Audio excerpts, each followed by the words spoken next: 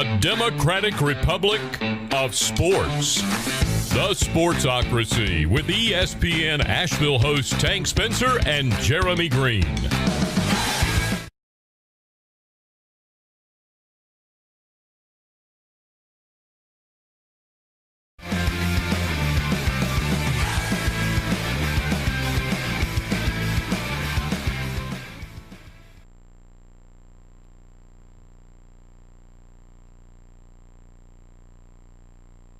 Welcome into the Sportsocracy. Tank Spencer and Jeremy Greene using our new buttons, and we got a little confused this morning. But, it's a work in progress. Welcome into the Wicked Weed studio, wickedweedbrewing.com.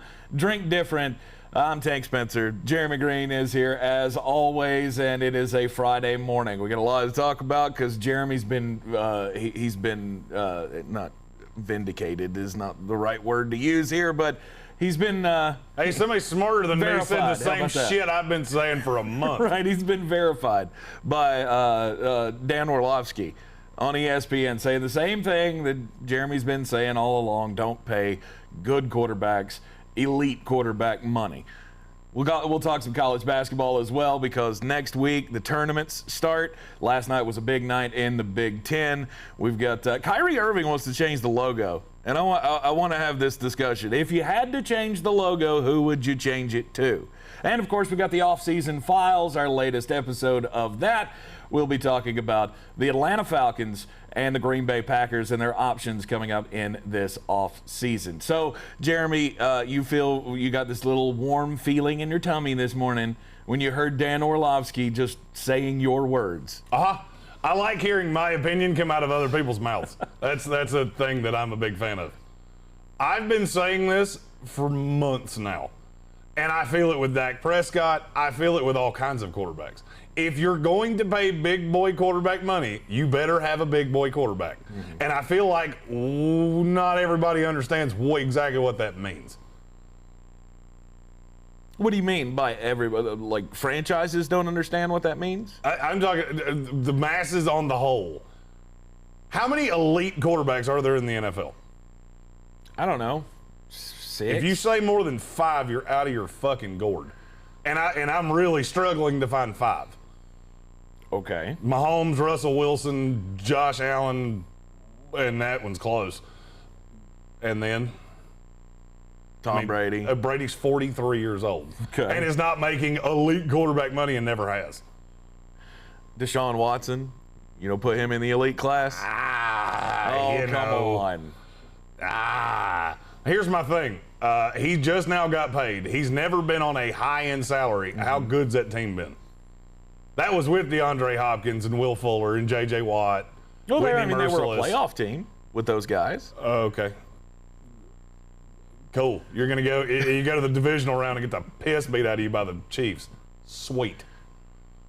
That what you want to sign up for? Because I think I'm good. Yeah, if you want to sign me up for if I'm the New York Jets, sign me up for that. Because it's better than what we are now. Is it though? It is. It's way better. You continue to hang on to this. It is way better to be relevant than to be irrelevant. Now, is it easier to rebuild if you're just all right, let me relevant? ask you a question. Who's in a better shape right now, the Houston Texans or the New York Jets? It's the Jets. Who's in better shape right now, the Houston Texans or the Jacksonville Jaguars? This is the Jacksonville Jaguars. Who's in better shape right now, the Toronto Argonauts or the Houston Texans? I don't know. You don't have to. It might be the Toronto Argonauts. Go Argos. This is what happens. Argo, fuck yourself. You pay elite money, which is what Deshaun Watson's getting, and you can't put anything around him. You can't. Look at the 49ers. There's all kinds of teams right now paying elite quarterback money to a non-elite quarterback. Matt Ryan, Ben Roethlisberger. You know what they all have in common? They don't win shit. They never do. They never do. Except for when Atlanta went to the Super Bowl. Did they win anything? They won an NFC championship. Cool. I think that matters. Hot. That and $1 will get you a Coke. It'll get you a little I bit care more about, to me, there is one winner every year and 31 losers. Okay. You're just different brands of loser. Did you get a ring, yes or no? I think you make that up to make yourself feel better about the state of your own franchise. No, I don't. I felt this way forever. See, we're just one of the 31 losers. We're not that bad. We've been to 3 AFC championship games in the last 15 years. And guess what? I didn't feel any better that year than I feel right fucking now. Okay. We at least have the number 2 pick in the draft right now. And there are a lot of people that will push back on that. I don't really care. Yeah. If you're not winning Super Bowls, you're pretty well irrelevant to me. There, one winner, 31 losers. I am not a participation trophy guy. Oh, we made it to the AFC Championship game. Sweet. Hey, let me ask you a question. Who played in the AFC Championship game 3 years ago? Hell, Oh, yeah, you don't fucking know because it doesn't matter. Because it's completely irrelevant. Who won the Super Bowl 3 years ago? Oh, God, this will be fun. Oh, what was that? The Patriots. Yeah. There you go. Yeah. There you go. Who'd they beat in the AFC Championship? You now know who won it. Who did they beat? It doesn't matter in hindsight. Brian said it. It was Kansas City. But you don't know, and you don't care. Nope, don't care. Because it doesn't matter. It does not matter. And I'll be honest with you. You know, there have been 4 quarterbacks that have had a cap charge of over $30 million. In NFL history, there have been 4. Right. You know what 3 of the 4 did? Won 6 games or less. Literally. And we got, what, 5 more? I think there's 5 more that are coming up this year. Yeah. That you're going to have $30+ million cap charges on. I mean, put the graphic up. You got Jimmy Garoppolo. They went 4-12. Oh, he got hurt. I understand that. I don't care. Matthew Stafford, terrible. Dak Prescott. Oh, he got hurt. I don't care. You should. Okay, so what? You think that paying a quarterback guarantees they're not going to get hurt? No, you're of course tying not. up this much. You're tying up 20% of your cap. It's more like 15%, but still, you're tying up 15% of your cap in one guy. Okay, what happens when they get hurt? I mean, literally look at so we got 5 next year. Roethlisberger, Matt Ryan, Aaron Rodgers, Russell Wilson, Kirk Cousins. How many of those teams could, in any conceivable fashion, win a Super Bowl next year? 2. I'm going to say 1, but It's Green Bay and Seattle. I don't think Seattle can win a Super Bowl. Seattle cannot win a Super Bowl. They have no money. Their line's a fucking disaster, and the defense is not good. And that's with one of the actual elite quarterbacks. And so now you're talking about paying Dak Prescott and I mean, Jared Goff's making $4 bajillion. I mean, you think that's the path to righteousness, to being competitive? I'm going to disagree. Best option for the on the table to being competitive. Disagree. Well, you can't. I mean, okay, you can disagree all you want to, but you're wrong. I mean, having a good quarterback. But you care more about being competitive. Of we course. went 9-7. Because that's a fucking plan. The whole plan of going into the year is to win as many games as possible. So you're cool being 9-7? You're good. I mean, I could list up about 50 of these better teams than being 3-13. So you're cool being the Baltimore Ravens. That's what you want. That's what you strive to be. I think the Ravens cannot win a Super Bowl. Pretty happy right now. I bet you they're not. I'll bet you they're not. Okay. You hadn't won a Super Bowl in 20 years. I'll guarantee you don't feel all that warm and fuzzy. You as a Tampa Bay fan should 100% know this. You went all in on a Super Bowl. Guess what? 2 years from now, you're going to blow. Yep. You good with that? Yep. That's what I thought. LA Rams fans, if they get beat in the first round of the playoffs this year, you think they feel warm and fuzzy? Yeah, I didn't think so. Right. You went all in on a Super Bowl, didn't get one. And away you go. But that's the cycle of the NFL. Every team goes through this. Everybody wants to be relevant. You try to put the best players out there that you possibly can. Now I get from the standpoint of, is this the best way to build a franchise, is to pour a bunch of money into a quarterback? No, but at the time, it's the right decision to make because he's the best player that you can get. Disagree. Okay. You think the Minnesota Vikings feel real good right now that they're paying $31 million to Kirk Cousins? Well, that was an ill-conceived idea to begin with. They're all ill-conceived. If you take out the elite quarterbacks, they're all fucking disasters. All right, be really honest right now. You're a Dallas Cowboy fan. You look at the team you have. You know if you sign Dak Prescott long-term, you're losing Jalen Smith, who fits the 3-4 really well, and your defense was a sieve. You don't have a corner on that team. The one corner you have as a free agent, you can't re-sign him if you sign Dak. Well, see, to me, your line's a disaster because one of them's retired, one of them stayed hurt. And by the way, just because they're hurt doesn't mean you don't have to pay them. To me, in the Dallas case, I don't think it's the Dak Prescott deal that will be the crippling thing. Okay, what is? It's the $100 million that they gave to Amari Cooper. That was the ill-conceived idea there, in my opinion. I disagree. To me, Dak Prescott is going to get his money somewhere else. I'd rather him be on my team than anybody else's team. All right, let me ask you this: okay. Where in the lexicon of sports, where do you put Dak Prescott? Quarterback, what? Oh, in the league? Mm-hmm. And the reason we're talking about this is, Russ has come out, and now you got the 4 teams that he's willing to go to, and one of them's the Dallas Cowboys. Mm-hmm. Okay, I'd probably say 10. If Seattle called Dallas right now and said, we'll give you Russell Wilson, who is 6 years older and has already been paid, we want Dak back, we'll give him the long-term deal. What goes where? What extra pieces have to go where? No. I'm asking you, what if you're Dallas, are you expecting picks back, or do you know you're going to have to send picks to them? If you're thinking about this, you don't understand the NFL nearly as well as I thought you did. I'm going to say sending picks. There you go. Not close. It's probably 2 ones with Dak Prescott. Is what it would cost for Russell Wilson. Tells you everything you need to know. I have to give you 2 of the most elite forms of compensation, the 2 of the most elite form of compensation in the NFL to swap quarterbacks that you're trying to tell me are equal? No, they're not. No, they're not. There's 4 elite quarterbacks in the NFL. The drop-off from there is precipitous. You're telling me you feel better right now about, super better, about paying Dak Prescott $40 million than you do drafting Zach Wilson? Yes. I don't. And I'll tell you right now, I've watched way more tape on them than you have. If you told me I'm the Dallas Cowboys, I could do either one, it's not even fucking a thought. I don't even think about it. I'll franchise Dak and let him be somebody else's problem. Right. You give me the compensation, you can pay him. And you know what I know about you definitively? You're not going to win shit. Now now I only have to worry about 30 other teams because you're paying him $40 million. That is not how you build an elite roster in this league. I don't know. To me, it's better to have the quarterback and know that you have the quarterback than to hope that you get it right with drafting a guy. Because how many times does that go bust? A lot. You had the stat just a couple of weeks ago of 2009 to 2015 or 2016. whatever it was. Not one quarterback drafted in the first round between 2009 and 2016 on the same roster. That's a lot of whiffs. That's a lot of bad teams. There were a lot of whiffs, yes. Several of them also got contracts from the team that paid them. That's another misleading part of that stat. I mean, I gave the stat, so obviously I like it. But there's a misleading quantity to that. By the way, several of them gave contracts to the guy. And guess what? None of them won shit. None of them won shit. Why has Tom Brady been so successful?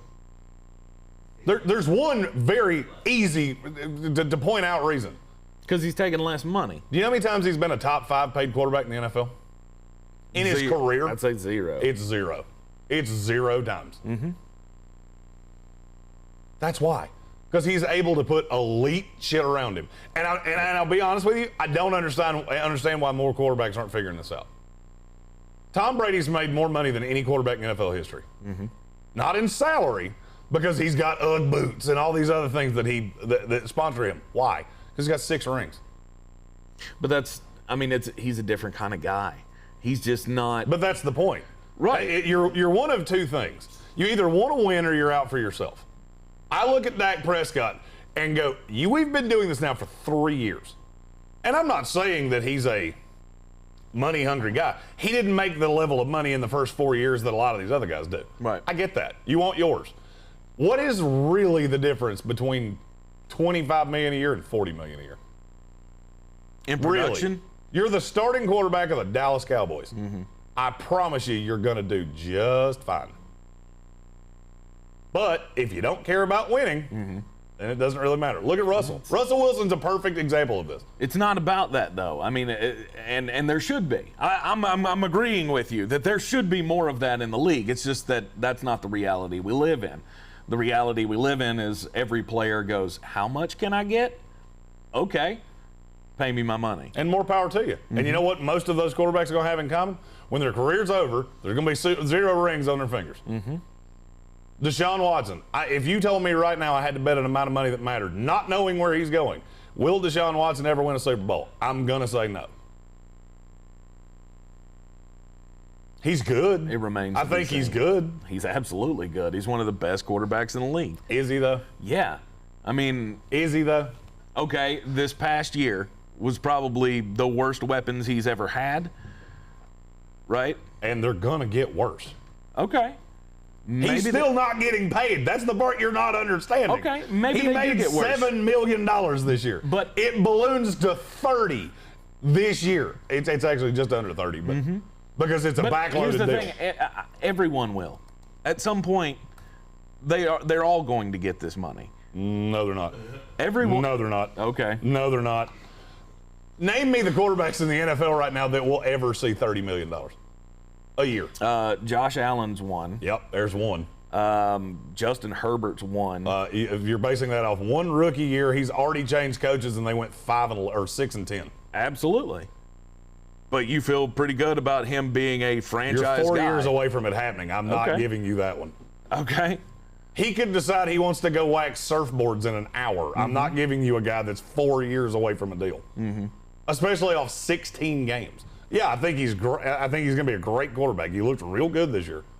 More power to I'm not giving you that one. I'm not going to be shocked to see Lamar get $30 million. I will, 100%. And if they do, Baltimore's irrelevant. I don't know that it's Baltimore that does it, but somebody I feel like is going to make that mistake. And I'm agreeing with you that it's a mistake. But what I'm saying is the salaries have been increasing exponentially. Now we've reached the cap. I feel like nobody's ever going to approach a Patrick Mahomes $50 million a year. Did you ever think anybody would approach what he's got right now? No. Before Mahomes signed that deal, that was outlandish, wasn't it? Yeah. Okay. It's not going to stop. Okay. Do you realize that so Pat Mahomes is going to have a $50 million cap charge within the next decade? Do you realize that before 4 years ago, there had never been a quarterback over 30? Yeah. So we took a gigantic jump here, and you think it's just going to cap out there? No, it's not. No, it's not. Because now you've got a shitload of average. And see, this is a market correct. Pat Mahomes did this. And I don't fault him. Go get your money. More power to you. You're really going to dislike what's around you in about 3 years. Because you just can't afford it. Unless the cap balloons, which it's might. projected to do. Not balloon. It's not projected to balloon. It's going down $15 million this year. Yeah, but the projection for like 3 or 4 years from now is it will be where it was 3 years ago. Is like 225. No, it's not. Yeah. No, it's not. Okay, all right. No, it is not. Okay. They're arguing right now, will it be back to where it was this year in 3 years? This is literally an argument that just happened yesterday.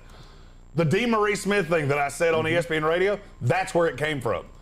Is because he's pissed off that the owners don't want to inflate the cap because they lost all this money. That was where that whole conversation came from. You're not going to be over $200 million for 5 years. Okay. At best. And that's if it inflates 10% a year. Which it might. You have no idea of knowing who's going to be where next year. You may not have a fan in the stadium next year. And you're talking about paying somebody like Dak Prescott $40 million. Really? In a $185 million cap? I don't think we're going to be any. I don't think there's any threat of fans not being in attendance next year. Well, you don't listen to the same people I do. Okay. Because I can tell you there are teams that are terrified of that. Are they? Well, you just had Fievel's dad say, "Oh, you should be wearing 7 masks. Wear one around your dick and put one on your shoes just so you don't contract coronavirus in the carpet." Yeah, you should be worried about that. No, we're already opening up stadiums and indoor stadiums, and schools are opening back up. Thank God, Buncombe County kids are. Oh God, K through 3 is going back in a week, and 4 and 5 are going back in 2 weeks. I can't fucking wait. Anyway, He's going to take 3 days off just to walk around his house naked. Oh, God.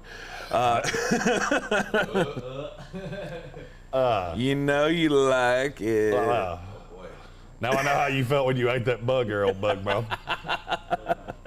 Old bug No, mouth. we're opening shit back up. This is not going to happen. We've already seen major sporting events with fans in the stands after the Super Bowl and all of that. I think there's So you think it's going to be full capacity? No, it's not going to be full capacity. That's what I'm talking about. Okay. I'm not saying you're not going to have anybody. Okay, all right. I thought that's what you were saying. For the cap to get to that $220 million range that you're talking about, which, by the way, that projection's from a year ago. Oh, okay. For it to get there in the next decade, you better hope these are full capacity stadiums. Or else these teams that have paid this money to quarterbacks are going to be fucked by the fickle finger of fate. Well, it follows my narrative, and so of course that's why I pulled that out of that article that I read the other day. I don't remember where I read it, but I mean the rebound of all of this is going to be phenomenal. The money is going to be crazy when everybody gets comfortable again, and we're a year away from full capacity. But by 3 years from now, I can very well see the cap expanding. I don't know if 228 or whatever it was that I read is within reach in the next 3 or 4 years. It's not within reach in the next 10 years. Hey, well, here's the thing. Let me do some math for you because I am the cap guy and I do know how this works. It can inflate more than 10% a year in the current CBA. Okay. That's $18 million a year. That's the most it can inflate. The owners will never agree to that. Ever. Because some of them took a bath this year. New Orleans looking directly at you. Because you kicked the can down the road and you wound up paying all of this guaranteed money. They're not going to allow that to happen. You'll be lucky if it increases at the 5 to 7% it's increased over the last about decade. Right. If that happens, you'll be at 225 in about 6 years. 7 years. I did the math. I was a little off on the math. Right. Okay. And you're talking about, I mean, you're going to have a litany of $30 million quarterbacks. Right. That's kind of the net of what I was trying to get at, was that we're going to have a bunch of these, whether they deserve the money or not in our minds. I think we have to rethink what our idea of elite quarterback money is. Because to me right now, I mean, Dak Prescott could be a friggin' value in 3 years. That's why he wants the short-term deal. He wants the shorter-term deal so he can. He's getting very bad information on that, by the way. Huh? He's getting very bad information on that, by the way. On wanting the shorter deal? I'm not going to say that the wanting a shorter deal is bad information. The fact that he would be a value at $40 million is a joke. There's going to be a market correction. There has to be. Either the cap has to swell to high holy hell, or we have to stop giving quarterbacks money like this. I think it's the other way. I think it's the salary cap continues to grow. More and more teams. And you know why that won't happen? Why? Because of your sport. Because of baseball? Your sport is the reason that won't happen. Okay. Because you have a litany of teams that are making no money and can't compete. I understand there's a salary cap in the NFL. I get that. Where do you think the salary cap comes from? Comes from the revenue. It's shared league revenue. Right. Do you not think there's a day coming where the Dallas Cowboys of the world look at this and go, we're kind of getting fucked on this deal. We own our stadium and yet we're paying revenue out to the rest of the league. You don't think that day's coming? Because I do. And I've thought it for a long time. Okay. Well, what's the other option? There's not another option. But see, when that becomes a problem is, all right, so you're going to swell the cap. And Texas, let's say Texas is wide open this year. And Jarrah's got, 80,000 people in Texas Stadium. Right. And the Jaguars suck. And they haven't had more than 25,000 season ticket holders in their existence. At some point you go, I'm getting fucked on this deal. It happens eventually. It happened in baseball. And now you're getting to a point where you're manipulating the cap to such a point that there are going to be a litany of teams that are just, there's nothing they can do. I mean, Pat Mahomes' deal, all right, let's say 5 years from now. This deal with Mahomes is $50 million and the cap is $210. Okay. You realize that's almost a quarter of your cap space is tied up in one guy. Mm-hmm. You can't put a competitive team around that because the league minimum keeps going up too. Every time the league minimum is not far off from being over $1 million for guys with very little tenure. Mm-hmm. So if you had Pat Mahomes and 52 league minimum guys, you're at $105 million. Right. That's half the cap right there. And obviously you're not going to do that. Right. I just think this has become a. Oh, I've wanted to use this word in any other way. This has become a pandemic in the NFL. And no mask can save you from this pandemic. No mask. The second wave. Yeah, no mask can save you from the other one either. Okay, stop. We're not going down that path.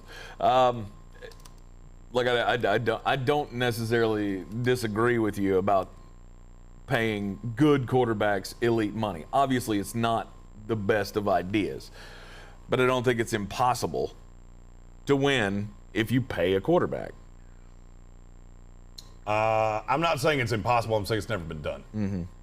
I mean, it's never been done, and now the cap's gone down. So it's never happened on an inflated cap, and now you think the cap's going to go down, and the numbers have gone up, right? And now you think it's going to happen. Good luck with that. But the reason that I'm saying this is, you look at what DeMaurice Smith said yesterday about agents need to conspire with each other to talk about what level deals each guy's getting. Yeah, that's step one. That's step one of a 5-step process that ultimately leads us having no football for 6 months, a year, 2 years. Mm-hmm. That is the scariest thing I've heard a Players Association director say in the last half a decade. Easy. Mm-hmm. You're telling the agents to conspire with each other and make sure that you're getting the absolute most bang for your buck. Yes. Cool. There's no money. There's no teams in the league that have any money. None. Yeah, and where the impetus of this was, Russ puts this list that wherever the hell it came from, that there's 4 teams he would play for. Yeah. There's 3 that physically couldn't acquire him. The only team that could physically acquire him that he said he would play for is the Las Vegas Raiders. Now, none of us have the misconception that he's actually going to be playing anywhere but Seattle. Right. But it got me thinking. You realize this is going to be a contentious-ass offseason, right? Think about how many free agents you have. Think about how many teams have any money whatsoever. Yeah. And you've got DeMaurice Smith saying, don't let guys get cut because of their pay. Of course they do. Mm-hmm. It happens every year, you moron. Mm-hmm. I mean, just some of this shit blows my mind. Right. To be able to make the numbers work, you have to come at it at a different angle, in my opinion. The top players, we ran into this discussion a couple of years ago, I think it was, and Larry Fitzgerald, I believe, was spearheading this idea of, it was Richard Sherman. Richard Sherman was talking about you can't have everybody making big money. Mm-hmm. We have to draw a line somewhere where the top guys think about how much money am I costing the team, because we got to take care of the not the lesser guys, but the guys lower on the roster, because those spots are going to disappear if every guy has to have the most out of a contract. And that was when he came up with his brilliant idea of his incentive laden contract with the San Francisco 49ers. That ended up being pretty team friendly, but it was also a prove it deal, that if he hit certain benchmarks, he got paid more money. And I think that's the path forward here, is that there has to be some kind of a control in place for the Players Association to go, you know what? Agents colluding so everybody gets top dollar is not the path here. No. Because this leads to, labor strife. The only thing you're doing by making sure that agents milk every cent out of the owners is causing distrust between the two factions. The Players Association and the league, we found out time and time again, when they've taken the adversarial position against each other, it leads to bad things. we wish that everything could be as easy as the NBA and their relationship with their Players Association. Things work very nicely in the NBA. But it seems like coming to the end of his tenure as the Players Association union boss, DeMaurice Smith is doing everything possible to make sure that this goes badly. I've always or thought that maybe he's the only one that could fix it. I've always thought DeMaurice Smith is one of the most divisive people associated with the Players Association I've ever seen. Because he does shit like this all the time. This is just the most dangerous thing he said. Because basically what you just did is you incited the players. The players are going to see numbers go down, and they're not going to want to sign. And that is a problem. Because this is the worst year ever to be a free agent. And you've got, 40 elite free agents? Or I shouldn't say elite, 40 high-end free agents? That's going to be a problem. Unless you're ready to settle to play for the Jaguars or the Jets. Which, for me, let's do that. All right. Let's talk some college basketball real quick. Hold on, before we get off, because we kind of strayed off the Russell Wilson topic. Oh, okay. I've heard for weeks that there was disconnect between the Seahawks and Russell. This became a bigger story yesterday, and people start freaking out. Oh, are they going to trade? No, they're not going to trade Russell Wilson. I can give you 10 reasons off the top of my head. The dead cap charge is the number one. Yeah, $40 million. Number one reason. There we go. $40 million in dead cap. You explain to me how a team's going to absorb that with an $185 million cap. Okay, I'll wait. I'm going to need you to say it real slow and use real small words. Right. Okay. He's going nowhere, but they do need to. There has to be a come-together moment in Seattle. Yeah. And I heard, I don't remember who it was. It was a beat reporter in Seattle that said if they're not contending for a Super Bowl this year, somebody's going to be gone next year, whether it's Pete Carroll or Russ. And I don't think he's wrong. I don't either. And I don't think it's going to be Russ. Absolutely not. It's Pete Carroll, 100%. I would agree. Because to me, you can always hang that Super Bowl loss on Pete. Run the damn ball! Exactly. And shit ain't gone right since you didn't run the ball at the 1 damn yard line to win a Super Bowl. Oh, God. I think Pete Carroll's the one that's on the way out. And if he doesn't start showing Russell Wilson some respect, I mean, think about it this way. Do you think it's a close battle with the 12, the 12th man? It's a close battle for them between who's more important, Russell Wilson or Pete Carroll? No. I don't think that's close at all. It's Russell Wilson every time. I don't think you could find one Seattle Seahawks fan that goes, yes, Pete Carroll is the guy that I would choose if we come to that loggerheads. Not going to happen. Pete Carroll could be done in Seattle, and would it be warranted? I would say yes. I would say yes. I would say it's getting a little stale. Pete's the oldest coach in the NFL, which is weird to think about because he looks like he could be Bill Belichick's kid. He doesn't have as sweet a mullet as Bill Belichick's kid. Right. Steve Belichick has the sweetest mullet in the NFL. It's not close. Does he? Oh, yeah. I've never noticed. Really? Oh. Never looked at it. Oh. Don't care. Oh. Is it better than Jamie Chadwell's? It's pretty close. Mike Gundy? It's pretty close. Ooh, okay. Trying to think other famous mullets. I'm putting in the Gardner Minshew. Didn't he grow a mullet? I think he's always had a mullet. Let's see. You keep talking. I'm trying to figure out how to do something. Okay. I don't think it's a close decision. Russell Wilson's not going anywhere, and Pete Carroll's going to be the one on the outs if they have to make that decision. As far as other rumors around the NFL go, I mean, we're still little loggerheads with Dak Prescott and the Dallas Cowboys.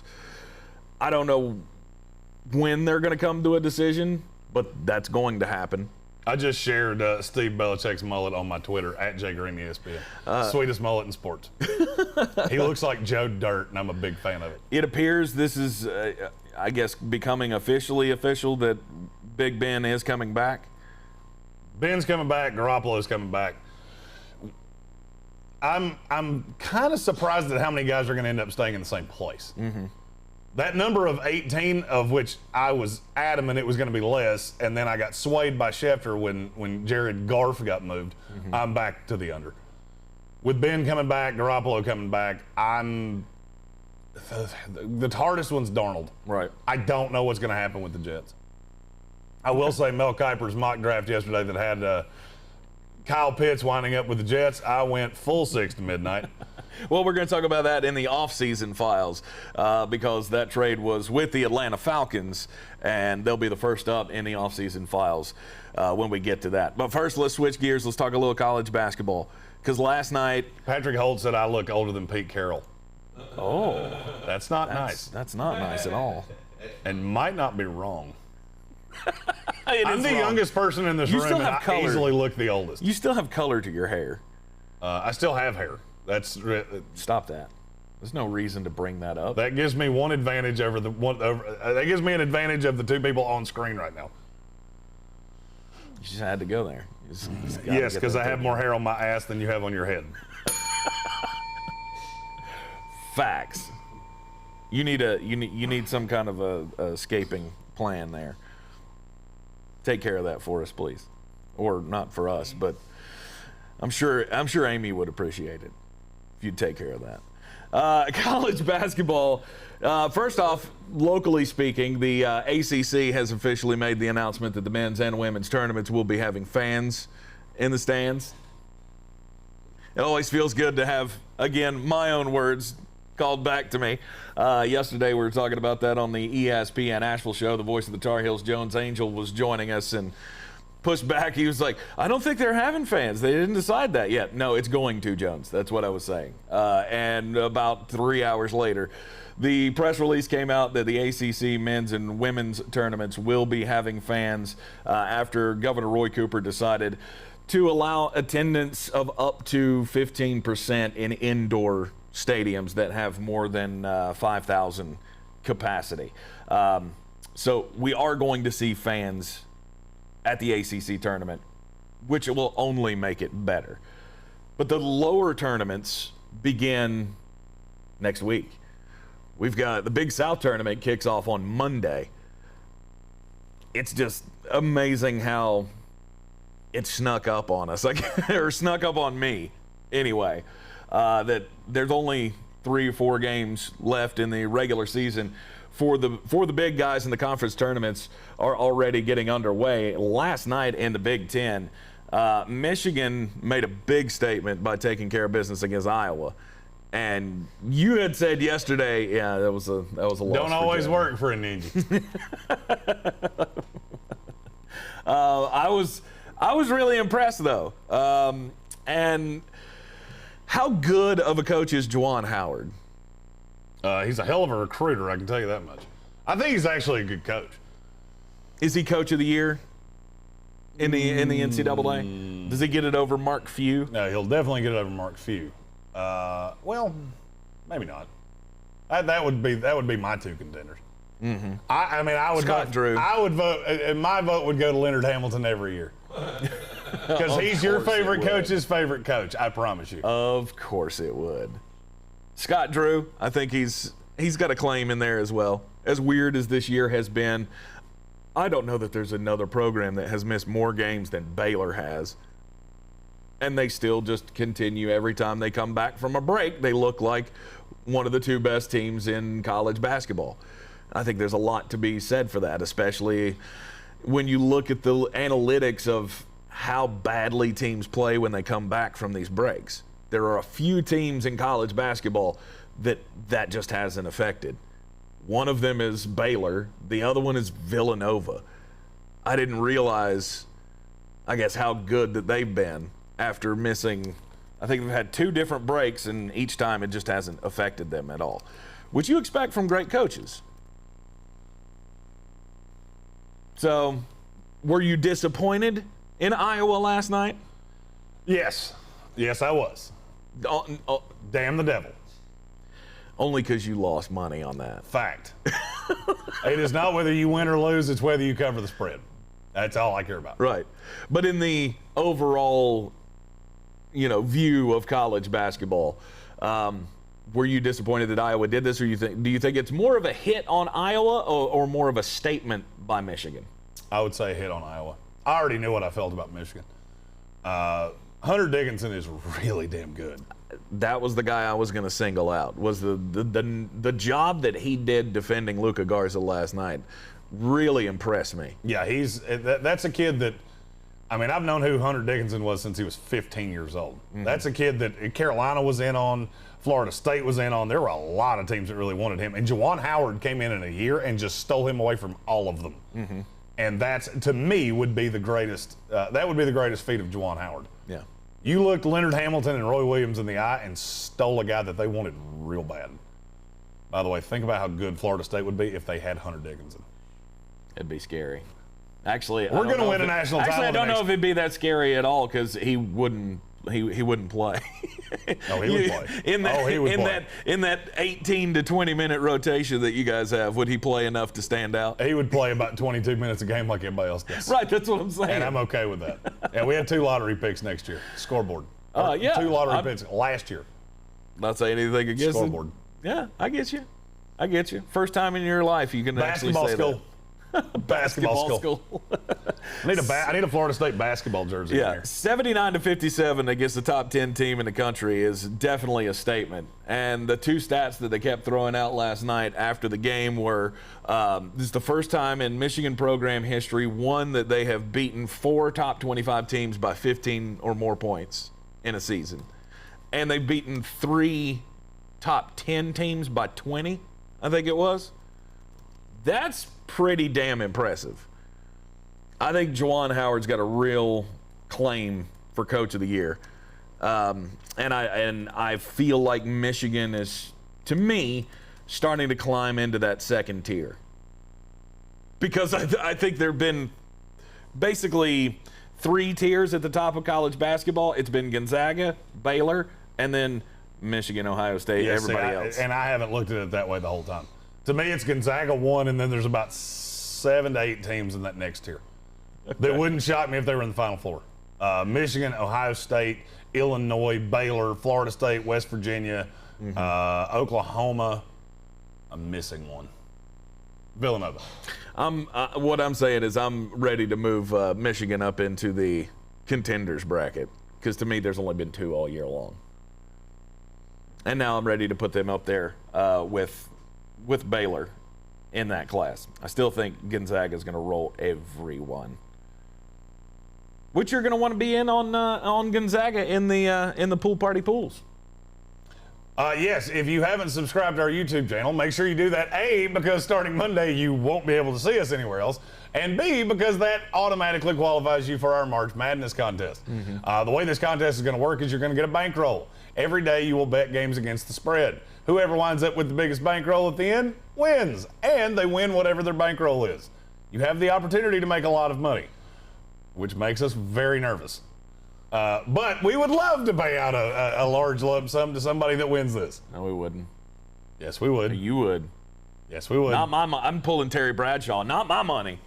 Not my money. I'm okay with that. Why are you giving away my money? I don't have that much money. There's that. Yeah, it's going to be a fun tournament. I can't emphasize that enough. As of Monday, you will not be able to see us live on Facebook anymore. Yes. Facebook has decided that the fact we talk about gambling has become a problem. Mm-hmm. For anybody that's wondering why we've done this, that's why. So now we're going to go to YouTube. We'll be able to integrate some more things. We've been on YouTube the whole time. It's, in my opinion, much easier because you don't have to have your phone on to see us. You just click it off and you still hear us. And you don't have to see the fact that I look like a lumberjack elf. On Facebook, if you can't see my face, then you can't hear my voice. I love your descriptions of yourself. These are just the ones I can say on camera. It's going to be the most unpredictable tournament ever. 100%. And with the Big Ten, it's going to be. They could set one of the saddest records in history, which is getting 11 teams into the field. Hey, think about that. With the push that Michigan is making, I mean, that last night they beat Ohio State in a really good game. It went down to the end. Michigan State held on 71-67. They have now beaten Ohio State and Illinois back-to-back. That's 2 top 5 teams in 2 games. They have to play Michigan twice in a row. Did you notice this? I did. They've got one more game. I think they play like Purdue or somebody, and then they've got to play 2 games against Michigan. But this is a team that is now, climbed back into the talk of being in the field. Do you think they'll do it? It's March, or it's almost March, and Tom Izzo is the March. Michigan is Mr. State's March. getting in. Michigan State's getting in. There's no doubt Michigan State's getting in. Right. The question for me is more Maryland and Indiana. I think Minnesota has played their way out. By the way, they were 9-2. They're now 13-11. Yeah, that's not good. Poor Patino Jr. Right now, there would be 11 teams from the Big Ten. I don't buy that. Either considered for the tournament, on the bubble, or in the tournament already. Don't buy it. Okay, that's what the experts are saying. They're being considered. Okay, you're not getting 11 teams in. It's not going to happen. You're not getting Minnesota in. Most likely, either Indiana or Maryland are going to lose very early in the Big Ten tournament, and they'll be gone. Michigan State, I believe, makes it regardless. Yeah, that is the current record, by the way. If you're wondering, 11 teams in the tournament has been done one time in history, and it was done by the Big East back in 2011. That conference was unreal that year. If you'll remember, I think all 11 of those teams had more than 20 wins in their overall record. Now, as far as this year's Big Ten goes, it would be the saddest tying of a record ever, because the only reason they get 11 in is because the field is so thin. I think it would be an automatic step back. This is a very thin field. Patrick Holt said in the comments he doesn't think Carolina makes it. I do. I don't think NC State makes it, and I think Duke makes it. I think Carolina and Duke are both going to make it. Carolina has to not have another bad loss, and unfortunately, they get to see my Seminoles on Saturday. But, I mean, if that game's close, it won't be considered a bad loss. If that game's close, we did something wrong. Look, Carolina hung with us in Tallahassee. Without Scotty. Yeah, it was without Scotty Barnes, which is definitely that is something that needed to be mentioned. Right. But I do think Carolina will end up making the tournament. I think they probably will too. They've got the game against Syracuse to be able to get at least. Can't lose Syracuse. At least another win. That would be a bad loss. You got to get at least another win in the regular season. Hopefully you can beat Duke in the final and make it look better. But you're going to have to win at least 2 games in the ACC tournament if you lose to Duke. Brian's from Syracuse. That was that audible groan you heard as soon as I said that. But I think that's the path. Do you agree? You got to win at least 2 in the ACC tournament if they lose to Duke. I'm already chalking up Florida State as a loss, so I don't necessarily know that that's true. Okay. The bubble's so much thinner than people are giving credit for. I mean, you're talking about Drake getting an at-large. I'm going to keep using that example until it really resonates. I mean, one of the teams on the bubble right now is like, I can't remember there was one of them that just blew. Colorado State's on the bubble. Yeah, they're the last team in, apparently. I mean, it's a thin bubble. It's ugly. It's gross. And you're going to see teams that may not deserve to be in, but they're going to get in. But the problem for these teams that are going to be getting a little higher seeds than they normally would because the big dogs are down, they're going to have to face the big dogs in the tournament.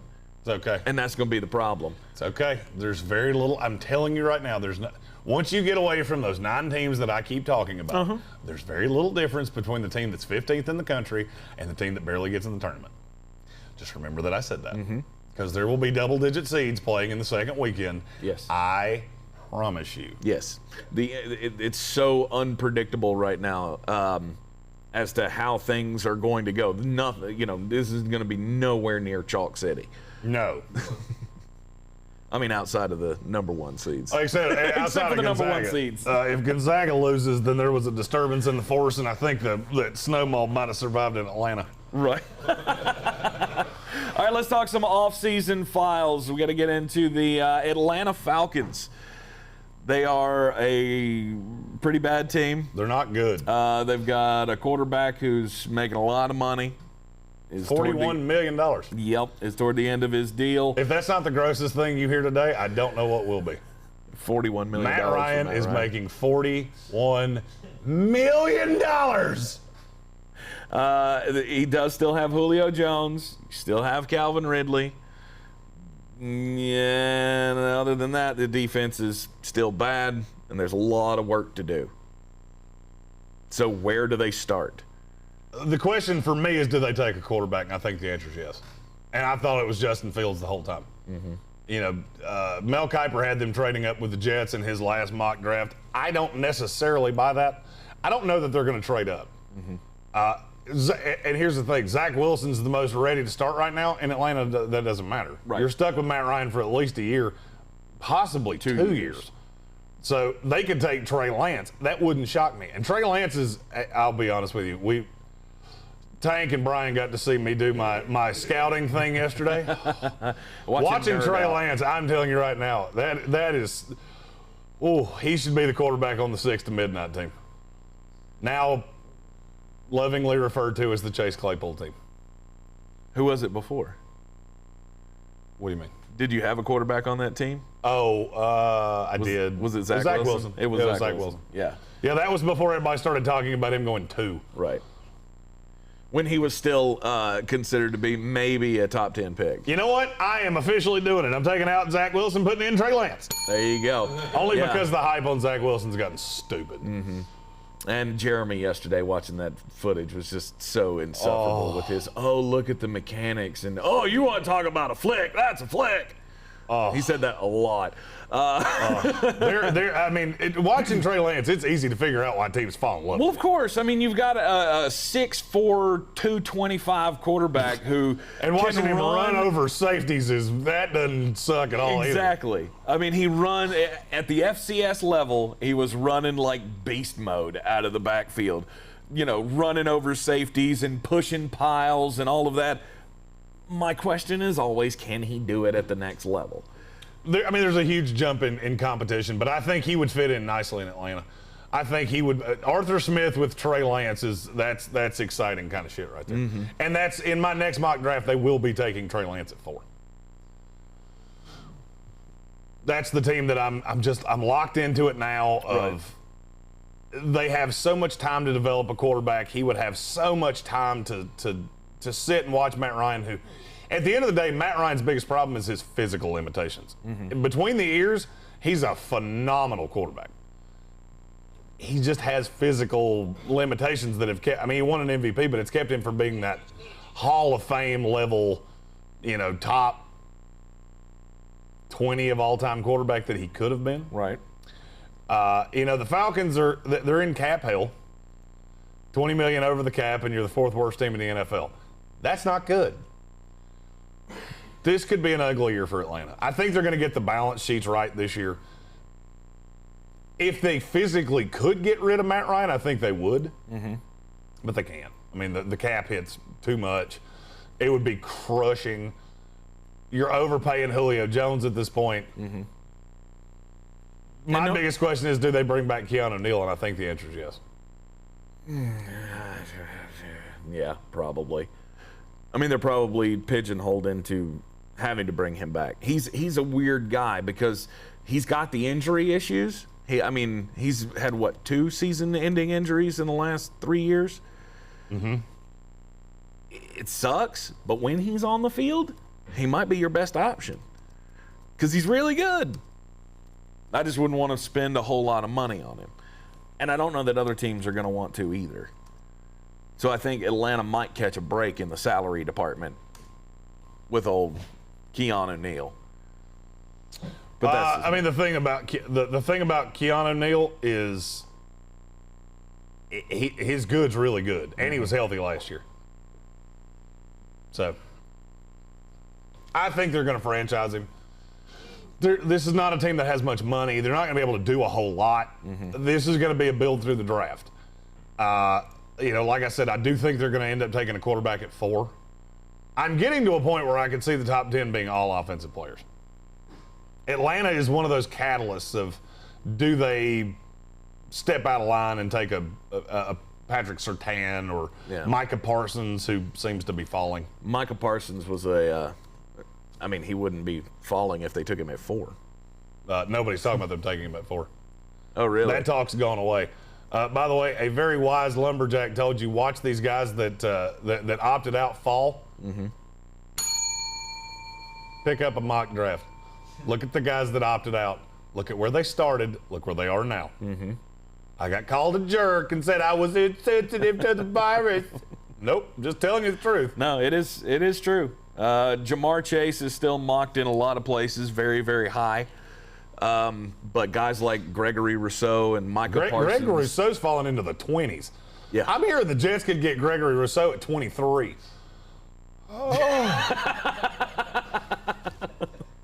And we just got to see Jeremy's O-face. Nice. Vinegar strokes. No big deal. Mine are better than Jeff Goldblum's, so. Oh, God. Jeff Goldblum's looks like a horse. At this point, I don't even know what you're talking about. I don't think I want to know. If you watch The League, you know what I'm talking about. You should watch that. How have you never watched that show, by the way? Oh, I have. I saw like the first 3 episodes or the first 3 seasons, and then after that, it got stupider. Yeah. Yeah, it got way stupider after that. You take that back, you bitch. Sorry. You shut your dirty whore mouth. I enjoyed the early seasons when they actually talked about fantasy football. And then it became more about gags and what Rafi was shoving up his nose. Right. It's the greatest show ever. And the fact I enjoyed it for a good run. I mean, it lasted 5 seasons? I tapped out on 3. It might have been more than that. God, that was a good show. It was somewhere in that neighborhood. God, that was a good show. It was. Dirty Randy.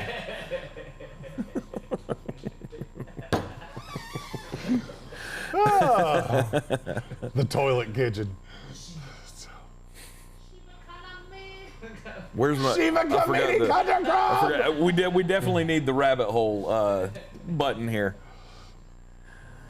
I think the Atlanta Falcons are, they're in a process of rebuilding, but they're hampered by the past administration because nobody's taking Matt Ryan. Nobody's taking Julio Jones. You're stuck with these contracts. And, the big question is, we talked about this a couple of days ago, do you take the quarterback or do you wait to start the rookie clock next year? Because I don't think this is a team that's going to be all that competitive to begin with. The question would be, how bad do you think you are? We did have a little bit of breaking news yesterday about the quarterback class next year, and that Tyler Shuck is going to Texas Tech. That's either going to go real good or real bad, and I can't tell you which one. I don't know. Went real well for Pat Mahomes. I don't know how well it's going to go for Tyler Shuck. The Atlanta Falcons, $20 million over the cap.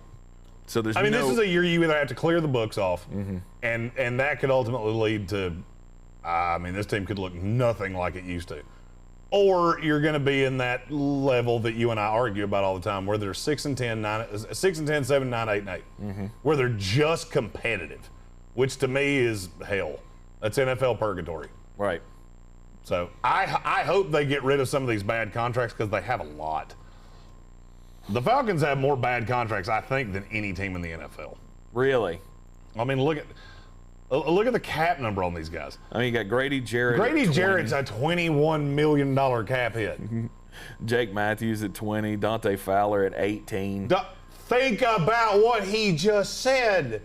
Dante Fowler is an $18 million cap hit. Mm-hmm. Deion Jones at 12, and then Deion Jones is the only one that's worth. it drops off good. precipitously. Yeah, you're still paying James Carpenter 6.5, which is disgusting. Dante Fowler, if they can find a way to get out from under that would help them out a lot. But they really can't. They can't. I mean, they could cut him. Save $15 million? No, you're doing that thing again where you can't figure out which side's which. That's the dead money charge. That's the dead money side. Okay, excuse me. God damn it. Over the cap, can you make him a form? Because he does this about once a day. My bad. And he makes me second guess myself, so I have to go back and look at something that I already definitively know. It's not clearly marked on the screen. Oh, you mean the dead money? The heading there doesn't explain it to you? No, because it needs to be more in line. Shut up. Move on. God, I'm gonna call over the cap and be like, can you change the little toggle box and put it on top? Uh-huh. If you go to overthecap.com, you're gonna see what I'm talking about. Yeah, it throws me off every time. Okay, so they can't get out from under that. They don't really have any. I mean, what are the big saving options that they have? There are none. There are none. That's the problem. No, the thing is, they could pick which one of these, which frog they're willing to eat, and get out from under it for next year. This team's not going to be better than 8-8 no matter what they do. I don't think so. I mean, they could get Joe Montana and Barry Sanders in their prime and still be 8-8. The offense can still put up points. I think that's going to happen. I mean, they're going to have to find a running back. Because Arthur Smith, I mean, he used the running game a lot in Tennessee. He's going to have to figure out a way to do that in Atlanta. So they're going to need a running back because you're not getting Todd Gurley again. Yeah, because Todd Gurley aged like cheese. Right. And not good cheese. And Ito Smith is not your answer. And Brian Hill, I mean, he's actually kind of fine, but I'd want him to be my backup. Brian Hill's not fine. He's not fine? The fantasy football player in you's coming out. Brian Hill's like a sparkler. Okay. It's real fun for about 2 plays a game, and then, oh. Gotcha. Okay. I look at Atlanta, that biggest needs to me for Atlanta are, obviously you need a quarterback. Mm-hmm. They've got to find a linebacker. Running back's a big need, and they need another corner. Mm-hmm. So, to me, ideal offseason for the Falcons would be getting Trey Lance at 4 with the intention of sitting behind Matt Ryan for at least a year. Mm-hmm. And then you get somebody like Nick Bolton or Joe Tryon or somebody of that level in the second round. And then maybe you spin the wheel of destiny with corners in the third round.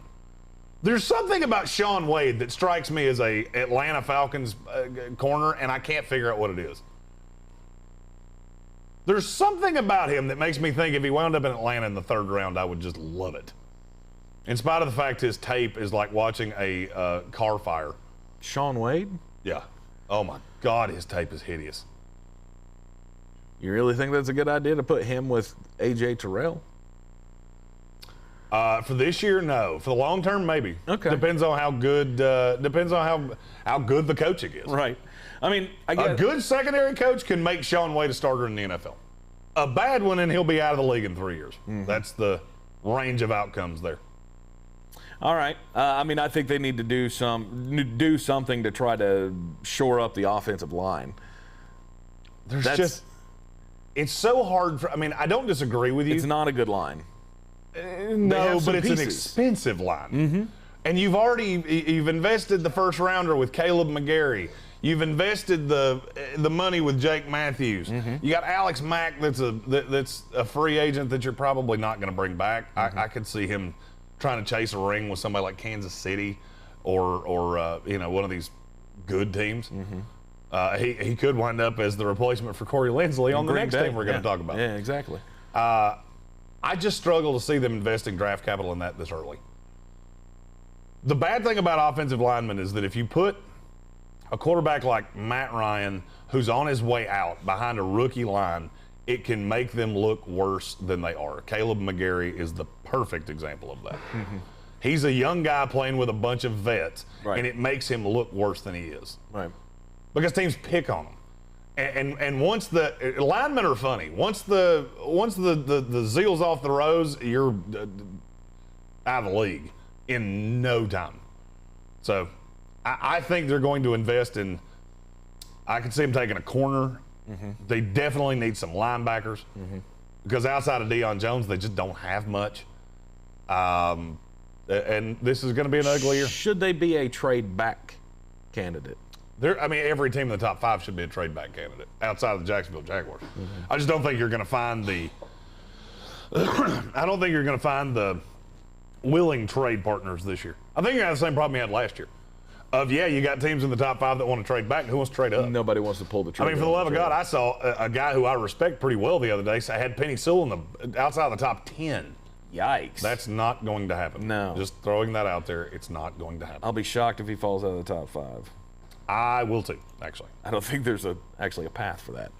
Because if he's there there's for a path Cincinnati, for anything. If he's there for Cincinnati, though, and Cincinnati keeps that pick, I don't think there's any other solution. There are people that think they would take Rashawn Slater over him, but I'm not one of them. Yikes. I don't know about that because I'm with you. I like Rashawn Slater. I believe he's the generational tackle that we've said that he is. Don't undervalue the idea that Atlanta could take Penny Sewell too. I feel like people just gloss over that. Don't be so sure of that. All right, the Green Bay Packers made it to the NFC Championship game. And now what are they going to do in this offseason that seems very pivotal? You've got Aaron Rodgers with 2 more years left. You got to eat it on the Jordan Love plan. Aaron Jones is a free agent. They could franchise tag him and keep him for a pretty good price. $8 million is not a bad deal for a guy like Aaron Jones. They got to find another wide receiver. And this is the same old story. We said this last year, and then they fucked Aaron Rodgers, and Aaron Rodgers went fuck y'all back and won the MVP and got his team within a shot of the Super Bowl. Didn't quite make it there. But anywho, Aaron Rodgers, yeah. This is month 1. Just wait. Aaron Rodgers, though, he needs weapons. How are they going to go about it? What's the best path? Do you think definitively they should franchise Aaron Jones? They need to find a way to bring back Aaron Jones, and they need to find a way to bring back Corey Linsley. Corey Linsley is actually the more important one to me. He's the best center in the NFL. If he's not the best one, he's in the top 3. And with a quarterback like Aaron Rodgers that does a lot of check with me at the line and things like that, you've got to have a center like that. The money is going to get difficult. The most important part of the offseason for the Packers is going to be re-signing Linsley, re-signing Aaron Jones. If it's only one of them, they'll bring back Linsley and let Jones walk. And I can tell you Jones is interested in Miami. I said that months ago. Yes. I'm hearing that now, and I'm like, well, that's cool. November was fun. I believe that's when you said I that. thought that was universally known, and now people are telling it like, breaking news. Right. Aaron Jones is interested in Miami. No shit. Because why wouldn't he be? The thing, and now once you get to the draft, if Green Bay doesn't take a receiver in the first round, I swear to God, I will say things that I'm not proud of. I heard somebody the other day say, at least he's getting help in the form of Devin Funchess. Oh, stop that. From the opt-out? Fuck off. The guy that I can't get away from with Green Bay is Rondell Moore. Okay. He's so multiple. He reminds me so much of Randall Cobb. And the best Aaron Rodgers was Aaron Rodgers with Randall Cobb. Another guy, Rashad Bateman. I have my issues with him that we'll talk about. We'll be starting draft profiles next week, so you'll get to hear my take on Rashad Bateman and why I feel the way I do. Has not one damn thing to do with talent, I'll tell you that much. But they have to add a receiver, and this is such a good receiver draft. I mean, literally looking at I've got 19 impact receivers in this draft. Jesus. I had 24 last year, so last year was a little bit better. But, I mean, you get into Dwayne Eskridge, who might be the fastest human I've ever seen in my life. Can't run a route to save his life, but by God, he can fly. Yeah. Another guy I'd really like to see with Aaron Rodgers. That's a name team combination that I've heard that if it does happen, you remember I said this, you're going to want him on your fantasy teams because he doesn't do much well, but he runs real good and real fast. To me, there aren't a lot of holes, but With the Green holes Bay? that they do have are To me, I ginormous. think they have a lot of holes. Really? Yeah. Okay. They need tackles.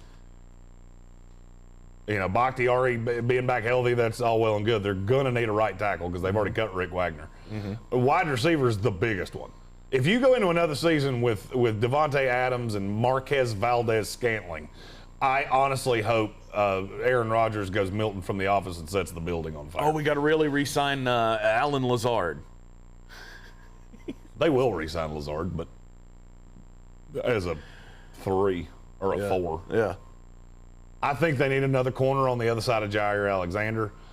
Kevin King got picked on routinely. He did. I do think it's funny how many people talked about the NFC Championship game like that was a new thing.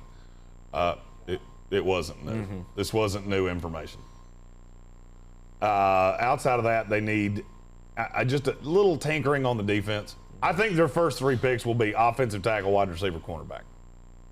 Good thing is there are a lot of receivers and there's a lot of cornerbacks Yes. that are pretty interchangeable depending on scheme. Again, with the maneuvering that can be done on the cap, they are over the cap by $1 million. So, how much maneuvering can they do to be able to free up some money to make the deal to get Aaron Jones? Oh yeah, by the way, breaking news: Matt Ryan's apparently the quarterback in Green Bay because I forgot to change the bottom line. Oh, brilliant! Yeah, Good job. Good Hey. job. you can talk shit when you learn to do it. Tank turns into a caveman with computers like, it's not working! Yep. I do. Until that stops, you're not allowed to talk shit. They can talk shit. You cannot. They can talk shit. I get how you're saying. The Green Bay Packers, I think they're going to be right there again next year. They are already, the second best odds to win the Super Bowl next year behind the Kansas City Chiefs. It's obvious that as long as Aaron Rodgers is there, they do have some pieces around him. This is going to be a good team. Oh, they're going to be good, no doubt.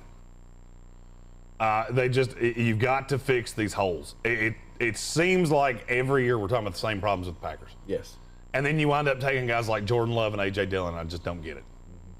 So to me, this is a pivotal offseason for Matt LaFleur in the front office because you have to prove that you can actually fix your needs. And I don't think they've done that. I don't think you've done Aaron Rodgers any favors. And you're coming to the end of his time, and you may end up regretting that. Coming up this afternoon on ESPN Asheville, we will have all the latest in the sports world. We'll get into that logo talk as well about Kyrie Irving wanting to change the NBA logo. And I think it's actually helped me settle a long debate that I've had about the NBA. Well, there's a story about the logo that I did not know that I will tell on the ESPN radio show this afternoon. Nice. So coming up at 3 o'clock this afternoon on ESPN Asheville, 92.9 FM, 880 AM, and 1400. We are live from the Wicked Weed studio, wickedweedbrewing.com. Check them out. Make your order online today. You can still go pick it up, or, with capacity increasing, things are opening back up. It's time to go. It's time to hit the breweries and the bars once again. Check them out at wickedweedbrewing.com. Drink different. I'm Tank Spencer. He's Jeremy Greene. Remember, this is the last episode that we will have airing live here on Facebook because Facebook hates gambling. Yeah, Facebook doesn't like wagers. So we will be playing the replay of this show. We have discovered that if you don't do it directly live, it will let you go live, even though you're not. So we will be replaying on Facebook, but we will be live on YouTube every weekday morning, and we'll be adding 30 minutes as of Monday. The betting show, all the things will be compiled into one. So if you watch it live on YouTube, you'll get everything in one nice little package. There you go. YouTube.com at the Sportsocracy, or YouTube.com/the the Sportsocracy. Be sure to go over and subscribe now, share it with your friends, and that we will continue all of the engagement in the comments every morning live at 9 a.m. I'm Take Spencer. He's Jeremy Greene. We'll see you this afternoon.